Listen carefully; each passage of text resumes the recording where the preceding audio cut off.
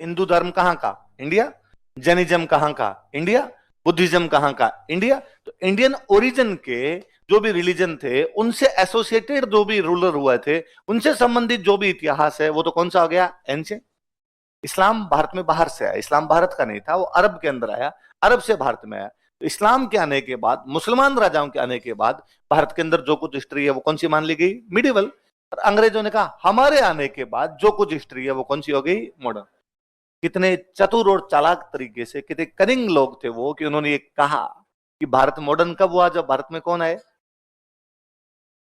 इसका मतलब कह रहे थे कि पहले तुम लोग मॉडर्न, धोतियों में जिंदगियां निकल गई तुम्हारी। ये जो पैंट पहननी सिखाई है ये हमने सिखाई है तुम्हें? ऐसा अंधेरे में बैठे थे, तुम्हारे देश में लाइट को लेके आया तो हम लेके आए। अब घोड़ों पे, ऊंटों पे घूम रहे थे, यदि कोई आपकी ट्रेन और बस लेके आए तो हम लेके आए। कबूतरों से चिट्ठियां भेज रहे थे, कोई डाकघर लेके आए तो हम लेके आए। ये सब अंग्रेजों ने किया, तो उन्होंने कहा हमने तुम्हारे देश में कौन सी हिस्ट्री लेके आए? हम मॉडर्न। अंग्रेजों पे डिपेंड करती है। तो मॉडर्न के दो भाग ये है कि अंग्रेज कैसे आए हमारे देश में,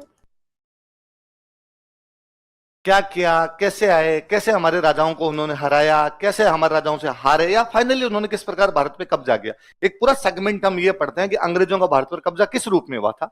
आइदर ट्रेड के रूप में, और भले उनका एम्परियलिस्टिक जो एक्सपेंशन था उनके रूप में हुआ, पर हम वो दोनों चीजें पढ़ते हैं। साम्राज्यवादी उनका विस्तार है वो, और उनका जो व्यापार विस्तार हुआ था वो दोनों पढ़ते हैं। जब एक बार वो स्टेब्लिश हो गए, हमारे देश के अंदर एकदम उनका रूल ढंग से आ गया था, हमने उनके खिलाफ लड़ाई लड़ी है। हमने उनके खिलाफ बाद में नेशनल मूवमेंट चलाया। क्या चलाया? ये हमारा दूसरा पक्ष है। तो हम दो पक्षों में बांट के पढ़ते हैं, अंग्रेजों का देश में आना और अंग्रेजों के खिलाफ मूवमेंट ही चलाना। और अंग्रेजों के खिलाफ मूवमेंट चलाएगा तो अंग्रेज हमारे देश से चले गए, तो आप ये कह दो अंग्रेजों का देश में आना और अंग्रेजों का देश से। ये मॉडर्न है, आपके दो भागों के अंदर बांट के पढ़नी है कि किस प्रकार आए थे और उनको भेजने के लिए हमने क्या क्या प्रयास किए। दो अलग अलग भागों में बांट के पढ़ते हैं। ये जब हम पढ़ते हैं, इसके अंदर हम ये पढ़ते हैं कि जब अंग्रेज आए तो उन्होंने हर प्रकार के अलग अलग चीजें, कैसे उन्होंने ट्रेड किया होगा, कैसे हमारे यहाँ के लोगों से कोई बैटल्स लड़े होंगे, या अदर यूरोपियन कंपनी जो थी उनसे बैटल्स लड़े होंगे। हम ये भी पढ़ते हैं कि उन्होंने हमारे एडमिनिस्ट्रेशन में क्या क्या चेंज किए थे। अच्छे बुरे अलग चीज है, पर हम ये तो कहेंगे कि सब ट्रेन लाए तो वही थे। क्यों लाए, काम की थी कि नहीं थी, हमारे पर क्या असर पड़ा, वो एक अलग चीज है। पर ट्रेन लाए अंग्रेज, क्यों लाए, काम की थी कि नहीं थी, पर डाक घर पोस्टल सिस्टम लाए कौन? अंग्रेज। आज दिन तक जो चलती है, सही है या गलत है, देश में चलानी है कि नहीं चलानी है, वो हमारा डिसीजन है। पर ये जो एजुकेशन सिस्टम जिसमें हम अब तक पढ़ रहे हैं, ये कौन लेके आए? सौ किंतु परंतु हो सकते हैं। आप और मैं इस बात पर बैठ कर भी डिस्कस कर सकते हैं कि सर ये वाला सिस्टम तो बड़ा बकवास है और ये बंद कर देना चाहिए। क्या सर, ये पूरी तरीके से इसमें हमें हमारी सभ्यता से काट दिया गया हो, जिसमें हमें हमारी सभ्यता के बारे में पता नहीं हो, वो क्यों पढ़ाया जाए हिस्ट्री? पूरी 12वीं तक पढ़ के आ गए सर, हम ग्रेजुएशन कर लेते हैं, हम कोचिंग्स ले लेते हैं, उसके बावजूद हमें 4 भी वेद के श्लोक नहीं आते, जो कि भारत की सबसे प्राचीन सभ्यता की जो जानकारी वेदों के अंदर मिलती है। अगर हम सब कुछ पढ़ लेते हैं, हम उपनिषदों के बस 10 नाम याद कर पाते हैं, हमें ये नहीं तक नहीं पता कि उन उपनिषदों के अंदर लिखा हुआ क्या क्या है। अच्छे बुरे का पक्ष है। कहने को कोई ये भी कह सकता है कि सर क्या कर लेंगे वेद उपनिषद पढ़ के, पुराना ज्ञान है, नया पढ़े सर, दुनिया में आ रही है एआई, हम पढ़े हुए उपनिषद में। ये भी तो पक्ष है। आप किधर जा सकते हो, आप इधर हो, आप इधर हो, ये छोड़िए उस बात को। पर ये तो आप मानते हो ना कि ये सिस्टम लेके तो कौन आए थे। तो हम तो पहले वाले भाग में तो हम ये पढ़ते हैं कैसे कैसे लाए। दूसरे वाले के अंदर है कि हम उनसे कौन कौन कैसे कैसे लड़े थे, उसमें भी दोनों पक्ष है। हो सकता है आप गांधी जी से सहमत, और हो सकता है आप गांधी जी से सहमत नहीं है। हो सकता है भगत सिंह से सहमत, और हो सकता है भगत सिंह से सहमत है, पर लड़े तो थे। लड़ने के तरीके अलग अलग हो सकते हैं। आप ये कह सकते हो कि गांधी जी और भगत सिंह ट्रेन की पटरियों की तरह, ट्रेन की पटरियां होती है, दोनों साथ साथ चलती है और कभी मिलती और नहीं। और दोनों का क्या टारगेट है कि ट्रेन को लास्ट तक लेके जाना है। मैं ये कह सकता हूं गांधी जी और भगत सिंह दोनों का टारगेट है कि अंग्रेजों को देश से बाहर निकालना। दोनों बराबर चल रहे हैं लेकिन फिर भी आपस में मिलते हैं। कुछ वैसे उनका रहा होगा। तो हम इसको दो भागों में बांट के पढ़ते हैं। पहले बड़ी बात, अब मैंने जब पहले वाला बताया कि अंग्रेज हमारे देश में कैसे आए थे, तो सवाल यह है कि क्यों आए थे, आए क्यों, क्या करने के लिए? ट्रेड करने के लिए, व्यापार करने के लिए ना, मोटा मोटा व्यापार करने के लिए। मसाले चाहिए थे, क्या चाहिए थे? मसाले। क्यों क्यों चाहिए थे मसाले? हाँ, कौन आया था पहला अंग्रेज इधर आने वाला, कौन था? वास्को डी गामा अंग्रेज था? पुर्तगाली था। कौन था वो? तो पोर्तुगीज था वो तो चलो इससे एक बात ये तो पता चली कि पुर्तगाली पहले आ गए थे, अंग्रेज बाद में। तो हमें पुर्तगालियों के बारे में भी पढ़ना चाहिए, भले थोड़ा सा पढ़े। कब आया था वास्को डी गामा? 1498। जैसा आपने कहा उसके अनुसार यह है कि वास्को डी गामा भारत आया था 1498 में आया था, और मसालों के लिए आया था, और उनको अपने देश के लिए मसालों की आवश्यकता थी, यही बात है। 1497 में फीका फीका ही खा रहे थे क्या? 98 में आया वो भाई, 1498 में आया वास्को डी गामा। तो 97, 96, 95, 1398, 2098, 1190 उसमें बिना मसालों की खा रहे थे। हाँ?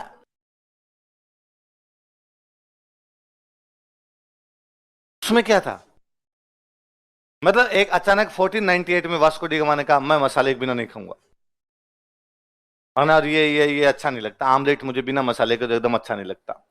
उसकी मम्मी ने कहा जा मसाले लिया, उसने कहा इंडिया जा रहा हूं, यार यहां से मसाले लेके चला गया, ऐसा कुछ हुआ। तो हाँ, तो पहले क्यों नहीं आए वो? 98 में क्यों आए? उससे पहले आ जाते। और 1498 में क्यों? 1398 में आ जाते, 2098 में आ जाते। क्या ऐसा, सोचो इस बात को ना, थोड़ा सा रेशनल हो गए, सोचो क्या ऐसा हो सकता है क्या जिस देश के बारे में वो जानते ही ना हो, या मैं चेंज कर देता हूं, जिस देश में वो कभी आए ही ना हो, उस देश को ढूंढने के लिए निकल जाए? भाई ये हो सकता है कि आपके दादाजी आपको कहे क्या जयपुर में गलता जी का घाट है, जाना। आप पापा से पूछो गलता जी का घाट कहाँ है, पता ही नहीं। मतलब दादाजी तो गलता जी घाट जानते थे, या परदादा जी गलता जी घाट जानते थे? दादाजी और पापा वाली पीढ़ी दोनों भूल गई, और परदादा जी चले गए, और पता था जयपुर में गलता जी का घाट है। आपने एक दिन हिम्मत कर ली, गलता जी घाट चले गए। कुछ ये है, यूरोपियंस बहुत पहले बहुत पहले बहुत पहले भारत आया करते थे, सी रूट से आया करते थे, समुद्री मार्ग से आते, मसाले ही लेके जाते। हम उनके बहुत पहले से दोस्त हैं, कोई वास्को डी गामा नहीं। जो पता नहीं किस मूर्ख ने हिस्ट्री लिखी, जो थर्ड क्लास से पढ़ाना शुरू किया कि वास्को डी गामा ने भारत की खोज की। हम लाभ क्या, कोई गुमशुदा की तलाश थोड़ी थी जो वास्को डी गामा आ गया। हमारे इतिहास के बारे में उनको बहुत जानकारी थी, बहुत ज्यादा। एक राजा का नाम यदि कभी आप किसी ने सुना हो, सुना किसी ने नीरो का नाम? नीरो, ठीक सुनना, देखो बात है ना, ध्यान देना। किसी समय यूरोप में एक बहुत बड़ा एम्पायर हुआ जिसका नाम था रोमन एम्पायर। रोमन एम्पायर की राजधानी है रोम। पूरे यूरोप को एक जगह बैठ के कंट्रोल किया जाता है, उस जगह का नाम क्या है? इस रोम में एक राजा हुआ था, उसका नाम था नीरो। बड़ा क्रूर टाइप का आदमी था, जनता को दुख दिया करता था। कहते हैं अकाल पड़ा हुआ था पर वो मस्त रहा करता था। उसकी वाइफ दूध से नहाया करती थी, गुलाब की पत्तियों से नहाया करती थी, तो इजिप्ट से दूध और गुलाब की पत्तियां मंगवा लिया करता था कि मेरी पत्नी के नहाने के लिए आना चाहिए। बच्चे जब भूखे मर रहे थे तो उसकी पत्नी दूध से नहा रही थी। तो उसके बारे में लिखा किसी ने कि जब रोम जल रहा था तब नीरो बांसुरी बजा रहा था। तो मतलब लोग त्राहिमाम त्राहिमाम कर रहे हैं, लोग मर रहे हैं, उस समय नीरो को इस बात से कोई फर्क नहीं पड़ता, वो अपनी क्या बजा रहा है, बांसुरी की धुन में मस्त हो गया आदमी, उसको और किसी चीज के बारे में ध्यान भी नहीं। इसलिए दुनिया में जब कभी भी कोई भी ऐसा राजा हुआ जो बहुत क्रूर रहा हो, जनता दुखी रहती है और उस पर कोई फर्क नहीं पड़ता हो, तो हमने उसकी तुलना किससे कर दी? नीरो कहां का राजा था? रोम। कहां का राजा था? उसका एक ऑर्डर जारी किया हुआ है, कानून। आज भारत में कानून कौन बनाती है? पार्लियामेंट। राजा के टाइम में कानून कौन बनाता था? राजा। तो रोम का राजा कौन हुआ? नीरो। उसका एक कानून जारी है, वह लिखता है कि रोम के जहाज सोना भरकर भारत जाते हैं। क्या लिखता है बोलो? सोना भरकर भारत जाते तथा मसाले भरकर रोम वापस आते हैं। क्या लिखता है? इसका मतलब एक जहाज सोना भर के कहां पे गया? भारत। सोना उतारा और वापस क्या लेके गया? ट्रेड पॉलिसी पढ़ रहे हो ना? व्यापार घटा है ये तो, ट्रेड डेफिसिट है। सोने के बदले में मसाले। दिया क्या हमने? गोल्ड। लिया क्या? तो उसने कहा भाई साहब ये ट्रेड घटा है, ऐसे थोड़ी होता है व्यापार कि दें तो ज्यादा और ले कम। कि भाई अपने को कोई एक चीज लेके आनी थी, ये लेके आना था इसके लिए, पढ़ाने के लिए, और अगले ने रुपए मांगे कि साहब इसके तो रुपए मैं लूंगा 10 लाख, और हमने कहा दे दे यार, चलो क्लास तो लेनी है, भले ही 10 लाख लग जाए। आपको सर ये घाटे की बात है, 10 लाख में तो लाख आ जाते सर, इतने महंगे तो नहीं आते सर। या आपको 10 लाख में तो 100 ला देता सर, मैं 10 लाख में तो 1000 ला देता, मैं आपको 10 लाख में तो 10,000 ला देता, इतना महंगा भी नहीं आता है। इसका मतलब मैंने चीज के रुपए क्या दे दिए, ज्यादा। तो नीरो कहता है रोम के जहाज सोना भरकर भारत जाते हैं और सोना उतार के वहां से मसाले लेकर आते हैं, इस व्यापार पर रोक लगा दी जाए, इस व्यापार पर। तो यदि नीरो का ये कानून है, इसका मतलब उनके जहाज आ रहे थे ना, उनका जहाज तो आ रहा है पांडिचेरी। पांडिचेरी बहुत पुराना पोर्ट है। रोमन एम्पायर वाले बोला करते थे अरिका मेडू से उनके जो जहाज है सोना भर के तो आते हैं और वापस क्या लेके जाते हैं, क्या लेके जाते हैं, मसाला। पूरा है कि सोना भरकर जहाज आते हैं, इसका मतलब जहाज वाला व्यापार हो रहा है। इसे 2-3 बातें पता चल रही है, मसाले पहले से जा रहे थे, जहाज वाले रूट से ही मसाले जा रहे थे, इसका मतलब रूट तो पता ही था, सी रूट है, और सी रूट की उनको क्या थी, जानकारी। यही तो है, क्लियर ये भी। रोमन एम्पायर कोई टाइम में बहुत महान रोमन एम्पायर रहा। आप देख लो रोमन एम्पायर का आज भी कितना इन्फ्लुएंस होगा यूरोप पे, उसका मैं एग्जांपल देता हूं। किसी रोम में एक राजा हुआ, उसका नाम था जूलियस सीजर। वो पैदा जब हुआ तो उसकी मम्मी का ऑपरेशन करके उसको बाहर निकाला गया था, सिजेरियन, सीजेरियन बच्चा था। और जूलियस नाम था, सिजेरियन हुआ इसलिए नाम ही पड़ गया जूलियस सीजर। क्या नाम पड़ा, उसके नाम पर महीने का नाम है जुलाई। उसके बाद एक राजा, उसका नाम था अगस्त, इसलिए महीने का नाम क्या है, अगस्त। अगस्त तो हम हिंदी वालों से बोलना नहीं आता, अगस्त इसलिए बोलते हैं, नाम तो उसका अगस्त ही है, हम हिंदी वालों से बोला नहीं गया अगस्त, हमने कहा अगस्त, अगस्त है ना, अगस्त नहीं होगा, वैसा मुंह पलटे नहीं खा रहा जीभ हमारी, तो हमने अगस्त किया है, पर इसका नाम तो क्या है। ये तो असर है उन राजाओं का, रोम के राजा क्या रहे होंगे। अच्छा, यूरोप का धर्म कौन कौन सा, ईसाई, क्रिश्चियन है, वो क्रिश्चियन है सारे के सारे। अब जब यूरोप की राजधानी रोम है, तो उनका जो धार्मिक गुरु होगा वो भी कहां पर बैठेगा, रोम। रोम की एक कॉलोनी है, उसका नाम है वेटिकन सिटी। रोम की कॉलोनी, जैसे जयपुर में मानसरोवर, उसमें बैठता उनका पोप। पूरे यूरोप के लोग यदि मिलने के लिए जाएंगे, साहब पोप के पास रोम जाओ, और रोम में पोप कहां बैठता है, वेटिकन सिटी। ये तो ठीक है साहब, यूरोप दादा है पूरी दुनिया का, आज भी चलती है उनकी, इसलिए उन्होंने कॉलोनी को देश घोषित कर रखा है कि वेटिकन सिटी देश है। मानसरोवर है, इतना ही मानसरोवर इतनी वेटिकन सिटी है। अगलों की चलती है दुनिया में, तो उन्होंने कहा ना ना ना, सिटी नहीं है, कंट्री। वेटिकन सिटी को देश, जब देश का नाम ही वेटिकन सिटी है तो भी सिटी है। अगलों की चलती है तो अगलों ने घोषित कर रखा है। अब कोई टाइम में उनकी लैंग्वेज भी थी रोमन। धीरे धीरे लोगों ने कहा ये अंग्रेजों ने, किसी ने कहा कि भाई हम तो यार इधर साइड में पड़े हैं तुमसे, और हम क्यों बोले तुम्हारी। किसी ने कहा हम तो यहां बैठे हैं क्यों बोले, किसी ने कहा हम यहां बैठे हैं क्यों बोले। तो सबने अपनी अपनी लैंग्वेज बना ली। अंग्रेजों ने कहा हमारी है इंग्लिश, फ्रांस ने कहा हमारी है फ्रेंच, जर्मन ने कहा हमारी है जर्मन, इटालियन ने कहा हमारी है इटालियन, सबकी अलग अलग हो गई। इसलिए पर आज भी यूरोप की सारी लैंग्वेज, इधर इंग्लिश और फ्रेंच और जर्मन और पोर्चुगीज, कोई भी जो लैंग्वेज है आपकी, इन सबको एक साथ कंबाइंड रूप में बोलते हैं रोमन्स लैंग्वेज। क्या बोलते हैं, वे लैंग्वेज जो रोमन एम्पायर के बाद में अलग अलग हो गई थी, उन सबको एक साथ क्या बोल दिया जाए। तो रोम का जलवा ये है ना। और उनका व्यापार अपने साथ होता था, ये भी क्लियर है। एक और मैं बंदे का नाम बताता हूं, यदि आपने किसी ने सुना हो। क्या नाम बताओ देखे बंदे, प्लिनी। क्या नाम है, प्लिनी। इतिहासकार हुआ एक प्लिनी नाम करके। प्लिनी एक बहुत अच्छा इतिहासकार हुआ था। प्लिनी अपनी बुक में एक बात लिखता है कि पूरी दुनिया का सोना पूरी दुनिया में घूमता है, भारत में जाकर दफन हो जाता है। भारत में जाकर, इकोनॉमी में आपने पढ़ा होगा भाई, बार्टर सिस्टम होता है। बार्टर क्या कहता है, मैं आपको कोई चीज दूंगा, आप इनको देंगे, आप इनको देंगे, आप इनको, यही तो होता है कि भाई मैंने कहा भाई मेरे तो पास और कुछ नहीं है, मेरे पास है ना थोड़ी ज्ञान की बात है, मैं पढ़ा दूंगा। तो आपने कहा सर हमारे घर पे बाजरा ले लो, तो आपने मुझे बाजरा दिया, मैंने आपको पढ़ा दिया। मैंने बाजरा लेके कपड़े की दुकान वाले को कहा गया 2 शर्ट तो दे दे, उसने बाजरा लेके मुझे शर्ट दे दी।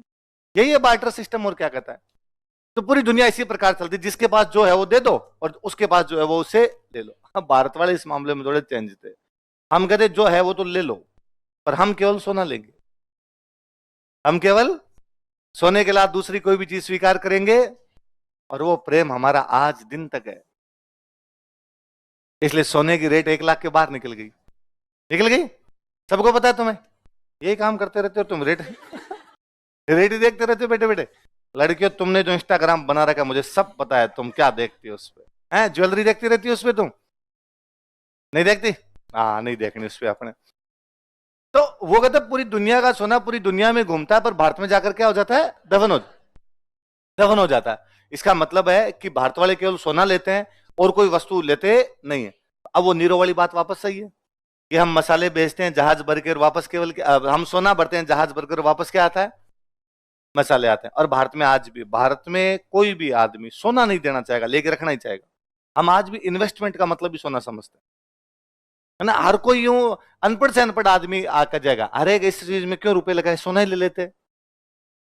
सोना इन्वेस्टमेंट है, इसलिए भारत में सोने की रेट कभी कम नहीं होती, उसकी रेट हमेशा बढ़ती है। बाकी हर चीज की कम ज्यादा होती कि प्रॉपर्टी की रेट है, प्लॉट आज महंगा कल सस्ता, फसलों की रेट है ना, गवार का भाव आज ज्यादा कल कम, कपास के भाव आज ज्यादा कल कम, सोना कभी कम नहीं हो रहा, बढ़ ही रहा है, क्योंकि हर आदमी लेना चाहता है।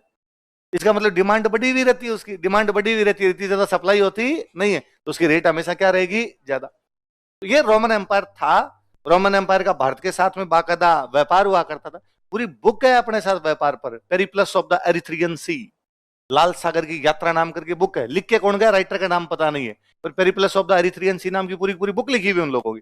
और उसमें भारत के साथ व्यापार की कई सारी बातें हैं कि कैसे व्यापार करते थे, कैसे व्यापार नहीं करते थे। समय का चक्कर घुमा, रोमन एम्पायर टूट गया। रोमन एम्पायर दो भागों में बंट गया। ईस्टर्न रोमन एम्पायर, बोलते अभी भी रोमन एम्पायर है, पर रोम इधर रह गया, इधर रोम है ही नहीं। तब इधर वाले की राजधानी कौन सी होगी? इधर वाले की राजधानी एक नई चीज आई। कौन सी राजधानी आई? कॉन्स्टेंटिनोपल। हिंदी वाले अपने को इसी को बोलते हैं कुस्तुनतुनिया। हिंदी वाले अपने क्या बोलते हैं आजकल? हम इसी को कहते हैं इस्तांबुल। ये देश का नाम सुना है? टर्की। तो टर्की की जो राजधानी है वो कौन सी है? इस्तांबुल। अब जब है ना आपके पास ज्यादा रुपए होते हैं ना, तो आपके पास रिसोर्सेज भी ज्यादा होंगे, आपके पास बड़े जहाज हैं, बड़े व्यापारी हैं, पानी में से जहाज जाएंगे, वो आपका बिजनेस करके आएंगे। तो एम्पायर छोटे होते हैं ना, तो रिसोर्सेज अपने आप में क्या होने लग जाते हैं? कम। जब रिसोर्सेज कम होने लगे, तो इन लोगों के वो जो बड़े बड़े जहाज कभी भारत में आके सोना दे के मसाले लेके जाते थे, अब वो बात इनकी बची नहीं। पर मसाले तो चाहिए। ठंडे देशों के अंदर मसालों का अधिकार हो सकता है, ठंडे देशों में बिना मसालों कैसे पार पड़ेगी? अब इनको मसाले कैसे लिए जाए? तो अब इनका लैंड रूट काम आने लगा। भारत है, भारत से पाकिस्तान जाएंगे, अफगानिस्तान जाएंगे, ईरान जाएंगे, अरब जाएंगे, टर्की होते हुए, टर्की तब था ही नहीं, टर्की तो आगे बढ़ा है, ये होते हुए इधर घुस जाएंगे। मतलब कुल मिला के भारत, भारत से सेंट्रल एशिया, और सेंट्रल एशिया से होते हुए आगे कहां घुस जाएंगे? यूरोप। और यहां तक लेके अपने वाले मसाले जाते, यहां पर आगे दूसरा व्यापारी मिल जाता, वो यहां से लेता, वो कहां पहुंचा देता। कोई टाइम में जब एम्पायर बड़ा था तब सी रूट से आ रहे थे, जब एम्पायर छोटा हुआ तो कौन से रूट से आने लगे? बड़े बड़े राजा नहीं तो बड़ा साम्राज्य नहीं, बड़ा साम्राज्य नहीं तो बड़े व्यापारी नहीं, बड़े व्यापारी नहीं तो छोटे छोटे टुकड़ों में पहुंचने लग गया। पर जा तो अभी भी रहा था उनके पास में, चीजें पहुंच रही थी उनके पास में। इधर ये यूरोप है, यूरोप के इधर बाद में ये अरबों वाला ये इलाका शुरू हो जाएगा। यहां पे मुसलमानों में एक कम्युनिटी थी, उसका नाम था टर्क, या जिनको हम तुर्क बोलते हैं, टर्क थे। और टर्कों ने यहां पे कब्जा कर लिया आपका। किस पे? कुस्तुनतुनिया या कॉन्स्टेंटिनोपल जिसको आप बोलते हो, यहां पे कब्जा कर लिया 1453। कब कब्जा कर लिया? 1453। पहले तो भाई साहब यहां जो, अब ये सारे क्रिश्चियन थे, इधर से मुसलमान है, पहले तो इन क्रिश्चियनों को मारा पकड़ पकड़ के, तो ये भागे इधर, चर्च वर्च तोड़े, किताबें विताबें जलाई, ढंग से एकदम कत्लेआम मचाए इधर, तो ये तो भाग भूग गए इधर। आदमी जान बचा के तो भाग जाए, पर मसाले तो फिर भी चाहिए, कहीं बैठने के बिना मसालों के तो कैसे पार पड़े? तुर्क जोरदार ही निकले। ये जो रूट था जिससे इनके मसाले पहुंच रहे थे, तुर्कों ने ये रूट ब्लॉक कर दिया, और उन्होंने कहा कोई मसालों की कोई आवश्यकता नहीं है, और दोबारा कोई इधर से इधर आया ना व्यापार करने के लिए, टांगे तोड़ेंगे तुम्हारी। इसलिए यहां पे अब मसाले जाने बंद हो गए।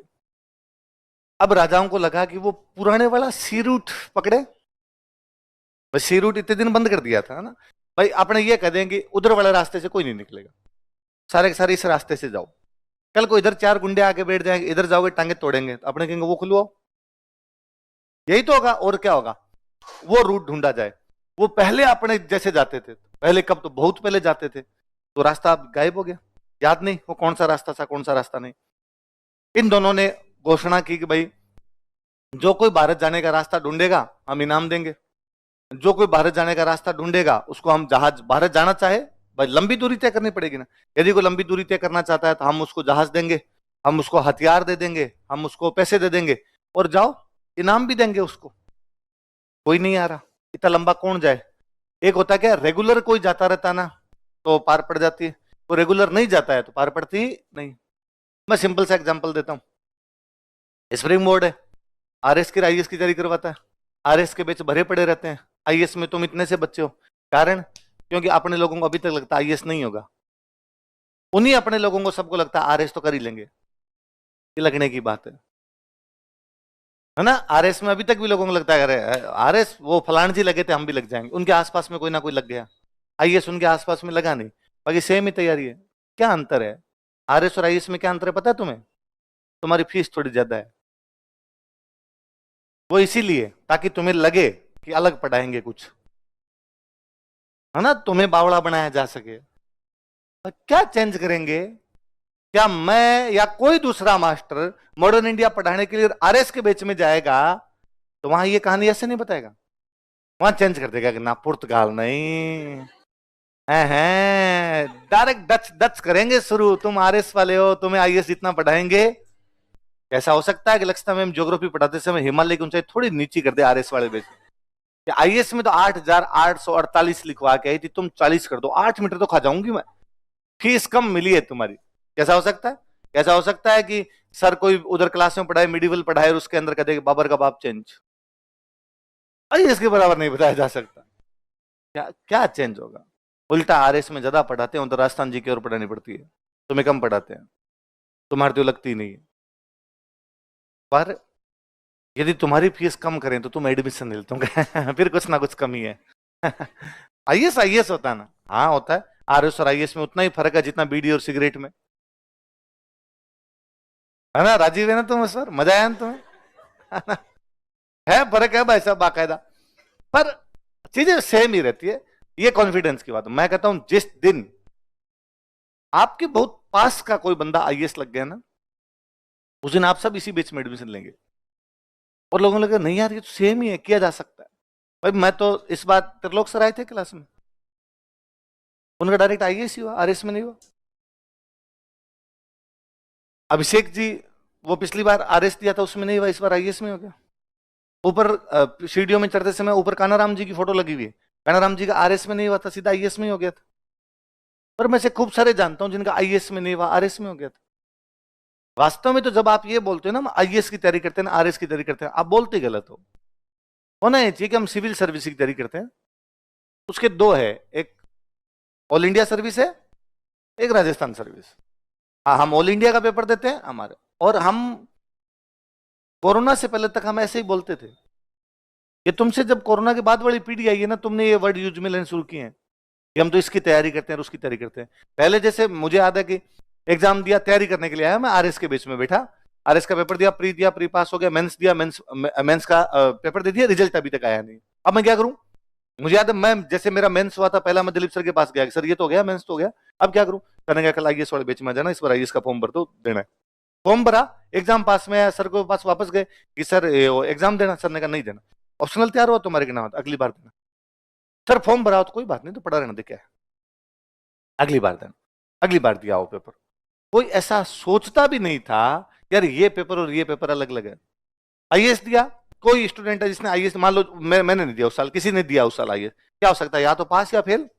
पास हो गया तो वापस मेंस देता, मेंस देने के बाद वापस, अब क्या करूं, इतने में आरएस वाली वैकेंसी फिर आ गया भी रहती, वो देता। फेल हो गया, प्री में फेल हो गया तो वापस लगता। आरएस के आ रखी तो ठीक है, नहीं आ रखी तो वापस। पॉलिटी, इकोनॉमी, ज्योग्राफी, साइंस और हिस्ट्री, ये तो 5 सब्जेक्ट सेम ही है, पढ़ लूंगा, जो वैकेंसी आएगी वो दे लूंगा। इसमें इतना क्या सोचना है कि ये दूंगा वो दूं। अब स्टूडेंट एडमिशन लेता है आरएस में, फिर देता है पटवारी, देता है ग्राम सेवक, तुम एडमिशन लेते हो आईएएस में, थोड़े दिनों बाद तुम भी मुस्कुराते हुए कहते हो सर चेंज कर देंगे थोड़ा ट्रैक, एकदम बिना पूछे ट्रैक चेंज कर ही लेते हो, उसमें हमारा क्या पूछना होता है। ये का ये उनके है। स्पेन और पुर्तगाल 2 बड़े राज्य हैं, उन 2 राज्यों के जो राजा और रानी है उन्होंने अपने लोगों को कहा है कि जाओ और जाके इंडिया से मसाले लेके आओ, कोई सामने नहीं आ रहा है। एक दिन एक लड़का अपने घर में आमलेट खा रहा था, उसने अपनी मम्मी से शिकायत की कि मम्मी इतना फीका आमलेट क्यों लेके आई हो, ये क्या फीका फीका आमलेट है। और मम्मी ने रसोई से चिल्लाते हुए कहा कि इतना ज्यादा स्पाइसी आमलेट चाहिए ना तो भारत चला जा, और भारत से जाके और मसाले लेके आ जा तो डाल दूंगी, मैं कहां से लेके आऊं। उसको हिट की बात, उसने यार मम्मी ने डायलॉग सुना दिए। वो गया क्वीन इसाबेला के पास। किसके पास? क्वीन इसाबेला को जाकर, क्वीन इसाबेला मुझे वो जहाज दो, मुझे वो हथियार दो, मुझे वो रुपए दो, मुझे वो बंदे दो, और मैं इंडिया जाऊंगा। और इंडिया जाके क्या लेके आऊंगा? वो जहाज लेके निकला, पानी में चलता जा रहा है, चलता जा रहा है, चलता जा रहा है। ये यूरोप है। अब वो चल रहा है, चल रहा है, चल रहा है। अब उसको यूरोप से आना था इधर, पानी में रास्ता पता नहीं चला, वो चला गया इधर। चलता चलता चलता चलता चलता चलता अचानक एक जगह उसको कुछ लोग दिखाई दिए और उतरा। उसने कहा इंडिया पहुंच गया मैं। वहां के लोगों का मूर्ख गलत आ गया, जाना था ईस्ट में, आ गया वेस्ट। जाना था ईस्ट में, आ गया